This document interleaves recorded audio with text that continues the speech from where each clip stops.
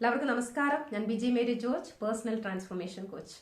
ജീവിതത്തിൽ അടിമുടി ഒരു മാറ്റം ആഗ്രഹിക്കുന്നുണ്ടെങ്കിൽ, അതിനുവേണ്ടിയുള്ള എഫേർട്ട് എടുക്കാനായിട്ട് തയ്യാറാണ് എന്നുണ്ടെങ്കിൽ ഇവിടെ പേഴ്സണൽ കോച്ചിങ്ങിന് വേണ്ടിയിട്ടുള്ള നമ്പർ ഇവിടെ കൊടുത്തിട്ടുണ്ട്. അതിൽ കോൺടാക്ട് ചെയ്താൽ ഡീറ്റെയിൽസ് ലഭിക്കുന്നതായിരിക്കും. അപ്പോൾ നമുക്ക് ഇന്നത്തെ ടോപ്പിക്കിലേക്ക് കിടക്കാം. എൻ്റെ ജീവിതം സന്തോഷത്തോടു കൂടിയും സമാധാനത്തോടു കൂടിയും ജീവിക്കണമെന്നുണ്ടെങ്കിൽ ഏതെങ്കിലുമൊക്കെ ആളുകൾ അവരുടെ സ്വഭാവം മാറ്റണം, അല്ലെങ്കിൽ എന്നോടുള്ള അവരുടെ പെരുമാറ്റം മാറ്റണം എന്നൊക്കെ വിചാരിച്ച് കാത്തിരിക്കുന്നുണ്ടോ? നമ്മുടെ ചിലരുടെയെങ്കിലും ജീവിതത്തിൽ ചില ആളുകളുണ്ടാവും നമ്മുടെ ജീവിതത്തിൽ നമ്മളെ വല്ലാതെ ബുദ്ധിമുട്ടിപ്പിക്കുന്നതായിട്ട്. ചിലപ്പോൾ ഒരാളെ ഉണ്ടാവുള്ളായിരിക്കും, അല്ലെങ്കിൽ പരമാവധി പോയാൽ 2-3 പേരൊക്കെ ഉണ്ടാവുകയുള്ളൂ. പക്ഷേ നമ്മുടെ ജീവിതം പലപ്പോഴും ഇവരെ ചുറ്റിപ്പറ്റി നമ്മുടെ ജീവിതത്തിലെ വിലപ്പെട്ട വർഷങ്ങൾ നമ്മുടെ കയ്യിൽ നിന്ന് ചോർന്നു പോകുന്നത് നമ്മൾ പലപ്പോഴും തിരിച്ചറിയുന്നില്ല എന്നുള്ളതാണ് നിർഭാഗ്യകരമായ കാര്യം. ഇവരുടെ പ്രധാന ഹോബി എന്താണെന്ന് വെച്ച് കഴിഞ്ഞാൽ ഇങ്ങനെ ഡ്രാമകൾ ക്രിയേറ്റ് ചെയ്തുകൊണ്ടിരിക്കുക എന്നുള്ളതാണ്. അപ്പോൾ നമുക്ക് ഇത് പലപ്പോഴും തിരിച്ചറിയാൻ സാധിക്കാത്തത് കൊണ്ട് തന്നെ നമ്മൾ അറിയാതെ ഇവരുടെ ഡ്രാമയിൽ ഇങ്ങനെ റോള് പ്ലേ ചെയ്തുകൊണ്ട് നമ്മുടെ ജീവിതം പാഴാക്കിക്കൊണ്ടിരിക്കുകയാണ്. ഈ ഡ്രാമ എന്നുള്ളതിന് ഒരു ചെറിയ ഉദാഹരണം പറയാം. ഇപ്പോൾ ഒരാളുടെ ഭാഗത്ത് നിന്ന് നമ്മളെ വേദനിപ്പിക്കുന്ന തരത്തിലുള്ള എന്തെങ്കിലും ഒരു കാര്യം സംഭവിച്ചു എന്ന് വിചാരിക്കുക, ഒരു വാക്കോ പ്രവൃത്തിയോ അങ്ങനെ എന്തെങ്കിലും. അപ്പോൾ നമുക്ക് ഇത് അവരോട് തുറന്നു പറയാനുള്ള സ്വാതന്ത്ര്യമുണ്ട് എന്ന് നമ്മൾ ചിന്തിച്ചത് കൊണ്ട് തന്നെ നമ്മളിത് നമ്മുടെ ഒരു വിഷമം അവരുടെ അടുത്ത് പോയിട്ട് തുറന്നു പറയുന്നു. അപ്പോൾ അതൊരു ആരോഗ്യകരമായ ബന്ധമാണെങ്കിൽ, അതല്ലെങ്കിൽ അവരുടെ ഈഗോയേക്കാൾ ഈ ബന്ധത്തിന് അവർ വില കൽപ്പിക്കുന്നുണ്ടെങ്കിൽ അവരവിടെ ചെയ്യുന്നത് എന്താണെന്ന് വെച്ച് കഴിഞ്ഞാൽ, ഒന്നുകിൽ ഈ അവരുടെ ഭാഗത്തു നിന്നും ഇങ്ങനെ ഒരു തെറ്റ് സംഭവിച്ചതിന് അവർ നമ്മളോട് മാപ്പ് പറയും, അതല്ലെങ്കിൽ ഇങ്ങനെ ഉള്ള ഈ ഒരു കാര്യം ഇനി ആവർത്തിക്കില്ല എന്ന് നമുക്ക് ഉറപ്പ് തരും, അതല്ലെങ്കിൽ അവർ മൂലം നമുക്കൊരു വിഷമം ഉണ്ടായതിൽ നമ്മളെ അവർ ആശ്വസിപ്പിക്കും.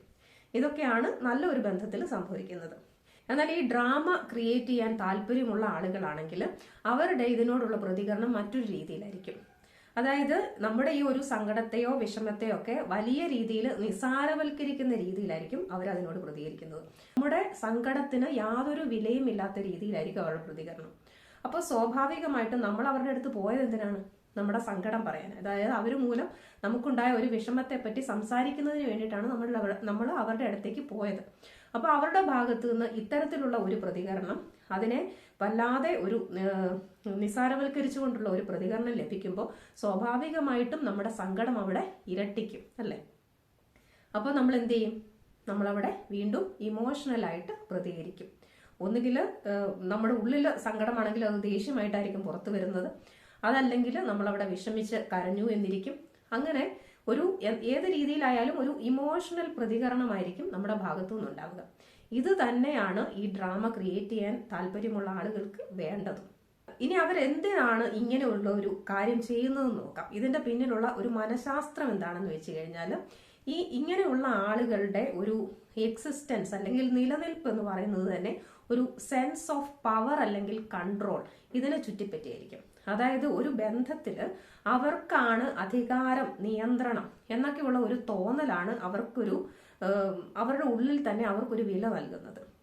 അപ്പൊ അതുകൊണ്ടാണ് ഈ ഒരു ഫീലിംഗ് അവർക്ക് കിട്ടുന്നതിന് വേണ്ടിയിട്ടാണ് അവർ ഇത്തരം ഡ്രാമകൾ ക്രിയേറ്റ് ചെയ്യുന്നത്. അതായത് അതൊരു മാനസിക സംതൃപ്തി അവർക്ക് കൊടുക്കുന്നുണ്ട്. ഈ ഒരു മാനസിക സംതൃപ്തി അവർക്ക് ലഭിക്കുന്നതിന് വേണ്ടിയിട്ടാണ് അവരിങ്ങനെ ചെയ്യുന്നത്. അതായത് ഈ ഒരു ബന്ധത്തിൽ എനിക്കാണ് മേൽക്കൈ, അല്ലെങ്കിൽ ഈ ആളിന്റെ മേൽ എനിക്കാണ് നിയന്ത്രണം എന്നൊക്കെയുള്ള ഒരു ചിന്ത അവരുടെ ഉള്ളിൽ വരുമ്പോൾ അവർക്ക് സ്വയം ഒരു വില തോന്നുന്നുണ്ട്. അതിനു വേണ്ടിയിട്ടാണ് അവർ ഇത്തരം കാര്യങ്ങൾ ചെയ്യുന്നത്.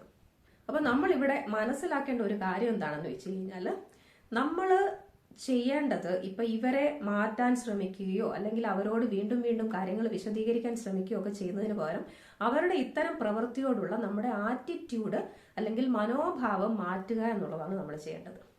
അതായത് ഇപ്പോൾ നമ്മളുടെ സാധാരണഗതിയിൽ നമുക്ക് ഇവരോട് തോന്നുന്നത് ഒരു ദേഷ്യവും വെറുപ്പും ഇങ്ങനെയൊക്കെയുള്ള ഒരു പ്രതികാര ചിന്തയും കാര്യങ്ങളും ഒക്കെ ആയിരിക്കും നമുക്ക് ഇവരോട് തോന്നുന്നത്. കാരണം വീണ്ടും വീണ്ടും നമ്മളെ ഇങ്ങനെ വേദനിപ്പിച്ചുകൊണ്ടിരിക്കുന്നത് കൊണ്ട്. അപ്പൊ അതെന്തുകൊണ്ടാണ് നമ്മുടെ മനസ്സിൽ ഇത്തരം ചിന്തകൾ വരുന്നതെന്ന് വെച്ച് കഴിഞ്ഞാൽ,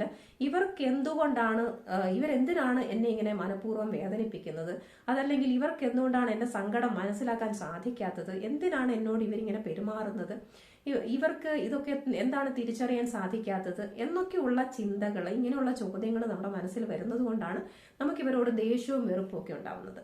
നമ്മളിവിടെ മനസ്സിലാക്കേണ്ട ഒരു കാര്യം എന്ന് പറയുന്നത്, ഈ തിരിച്ചറിവ് എന്ന് പറയുന്നത് പ്രായം കൊണ്ട് ഒരാൾക്ക് ലഭിക്കുന്ന ഒന്നല്ല എന്നുള്ളതാണ്. നമ്മൾക്ക് നമ്മുടെ ജീവിതത്തിൽ ഉണ്ടാകുന്ന അനുഭവങ്ങളിൽ നിന്ന് നമ്മൾ പാഠങ്ങൾ പഠിക്കാൻ തയ്യാറാവുമ്പോൾ മാത്രമാണ് നമ്മുടെ ജീവിതത്തിൽ തിരിച്ചറിവുകൾ ഉണ്ടാകുന്നത്. ഈ ഭൂമിയിലേക്ക് വരുന്ന ഓരോ ആത്മാവും അവരുടെ ജീവിത യാത്രയിലാണ്. ചില ആളുകൾക്ക് വളരെ ചെറുപ്പത്തിലെ തിരിച്ചറിവുകൾ ഉണ്ടാകും, ചില ആളുകൾക്ക് വളരെ വൈകിയ തിരിച്ചറിവ് ഉണ്ടാവുകയുള്ളൂ. എന്നാൽ ചില ആളുകൾക്ക് ജീവിതകാലത്ത് ഒരിക്കലും തിരിച്ചറിവ് ഉണ്ടാവുകയില്ല. അത് ഞാൻ നേരത്തെ പറഞ്ഞതുപോലെ ഓരോ ആത്മാവും അവരുടെ യാത്രയിലാണ്. അപ്പൊ നമ്മൾ ചെയ്യേണ്ടത് എന്താന്ന് വെച്ച് കഴിഞ്ഞാൽ അവരെ അവരുടെ ജീവിതം ജീവിക്കാൻ അനുവദിക്കുക. അതോടൊപ്പം നമ്മൾ ശ്രദ്ധിക്കേണ്ട ഒരു കാര്യം എന്ന് പറയുന്നത്, ഇത്തരം പ്രവൃത്തികൾ നമ്മളെ ബാധിക്കാതിരിക്കാനുള്ള കാര്യമാണ് നമ്മൾ ചെയ്യേണ്ടത്. ഇപ്പൊ നമ്മളിവിടെ ചെയ്യേണ്ട കാര്യങ്ങൾ എന്താണെന്നൊക്കെയാണെന്ന് വെച്ച് കഴിഞ്ഞാൽ, നമ്മുടെ ചുറ്റിലുമുള്ള ഇത്തരത്തിലുള്ള ആളുകളെ തിരിച്ചറിയുക എന്നുള്ളത് തന്നെയാണ് ആദ്യത്തെ സ്റ്റെപ്പ്. ഇപ്പൊ വല്ലപ്പോഴും എന്തെങ്കിലും അവരുടെ ഭാഗത്തുനിന്ന് ഒരു തെറ്റ് സംഭവിച്ച് അത് അംഗീകരിക്കാതെ പോകുന്ന ആളുകളെ പറ്റിയല്ല ഞാനിവിടെ പറയുന്നത്.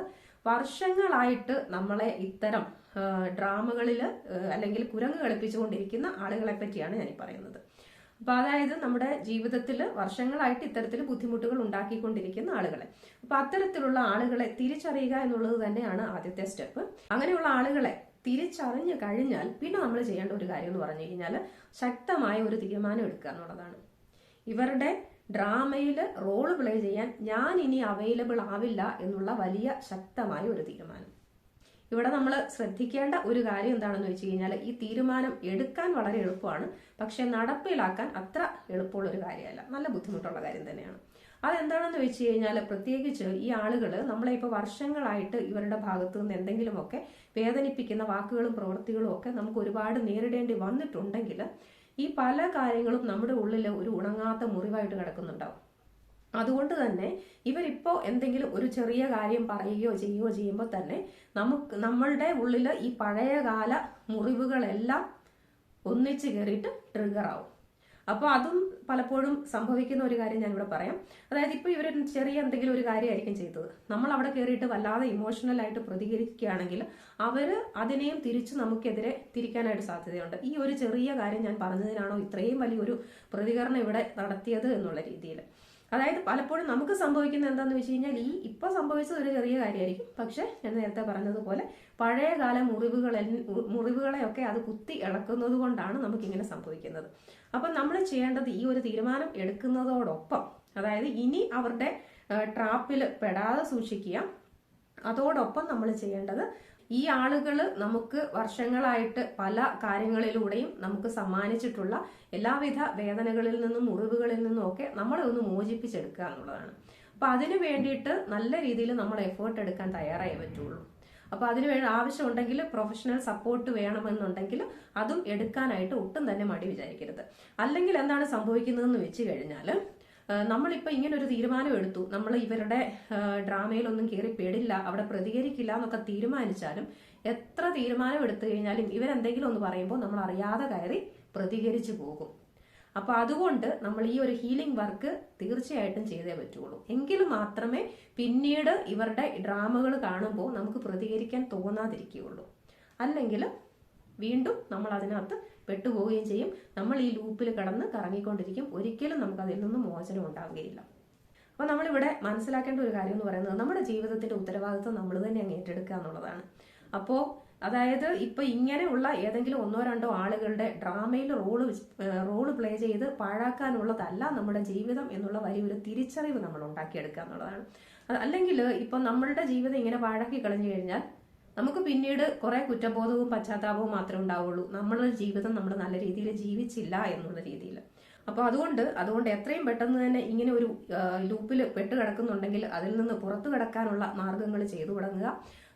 സ്വന്തം ജീവിതത്തിന്റെ ഉത്തരവാദിത്തം സ്വയമായി ഏറ്റെടുക്കുക. എല്ലാവർക്കും വിജയാശംസകൾ. എല്ലാവരെയും ദൈവസമൃദ്ധിയായി അനുഗ്രഹിക്കട്ടെ.